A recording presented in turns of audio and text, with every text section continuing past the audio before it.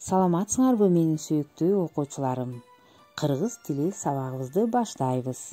Демек, кыргыз тил китебибизди жана дептерибизди алып чыгабыз.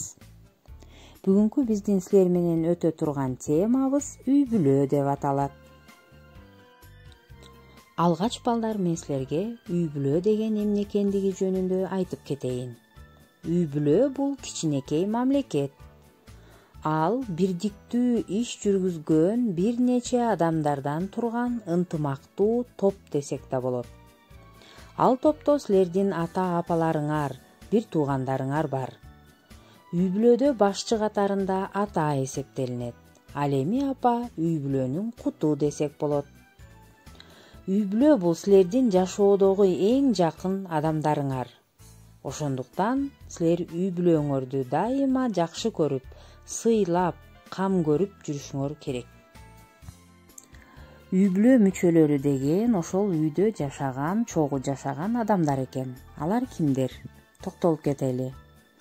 Чоң ата, дедушка, чоң апа, бабушка, ата, папа, апа, мама, өзүңөр, анан байке, эжелериңер, байке, брат, эже, сестра.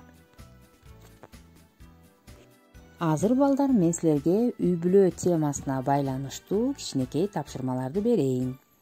Кыргыз тили китебиңердин 20 бетин ачкыла. Ал бетти ачсаңар, ыр турат. Алгач ырды окуйбуз. Жакшы көрөм апамды, жакшы көрөм атамды, жакшы көрөм мектепти, жакшы көрөм сабакты. Мына ушул ырды жаттайбыз. Андан кийин мына бул эки суроого жооп бергиле. Силердин үй-бүлөдө канча адам бар? Алар кимдер? Мына ушул эки тапшырманы эң жакшы аткарсаңар, силер анда азамат балдар болосуңар. Мен силерден жоопторду күтөм.